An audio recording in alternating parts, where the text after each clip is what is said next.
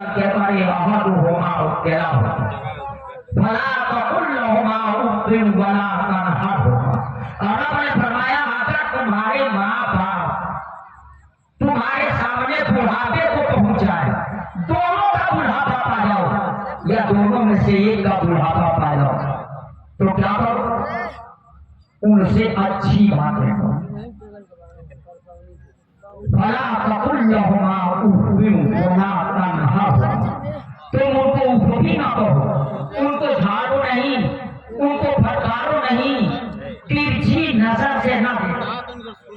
मकाम बड़ा ऊंचा और मकाम उनका कितना ऊंचा है कि अगर माँ बाप नाराज है और पूरी रात तुम नफली इबादत करते रहो तो तेरी इबादत तेरे मुंह पे मार दी जाए। तो तेरी इबादत काबिल कबूल नहीं। ये माँ और बाप, माँ और बाप में देखा जाता है, बाप चूंकि कमाता है, बाप के नाम से जमीन है, बाप के नाम से जायदाद, तो कुछ लड़के तो इस लालच में अपने बाप की किस्मत देते। मगर जब माँ की बारी आती है ना, जब माँ की बारी आती है तो उस बाप सोचते हैं उसके पास क्या है। बूढ़ी माँ उसकी खातिर नहीं कर पाती, उसकी इज्जत नहीं करता। मगर मैं बताऊं, माँ माँ होती है।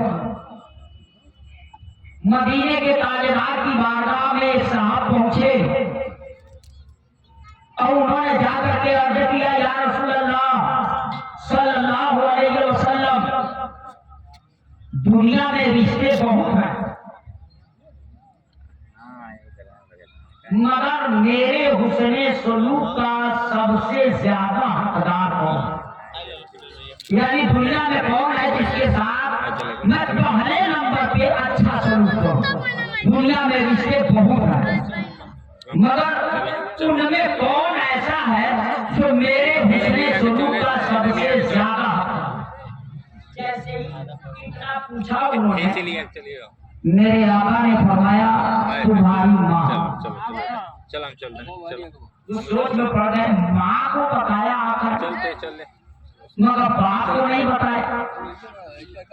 तो उन्होंने सोचा पहली मर्तबा पूछा, माँ को बता दिया, दोबारा पूछ लूं तो हो सकता है बाप को बता। तो उन्होंने कहा या रसूल अल्लाह फिर कहो।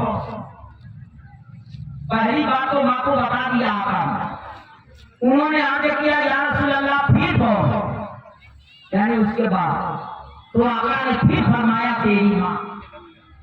अब इनकी परेशानी और बढ़ गई, पहली बार की माँ को बताया, दोबारा पूछा तो फिर माँ ही को बता रहे हैं कि तेरी माँ तेरे हुस्न सलूक की हकदार है। अब इनकी परेशानी बढ़ गई, ये सोचे थे कि दोबारा पूछूंगा तो शायद भी आका फरमाए तेरे वालिद तेरे अब्बा, मगर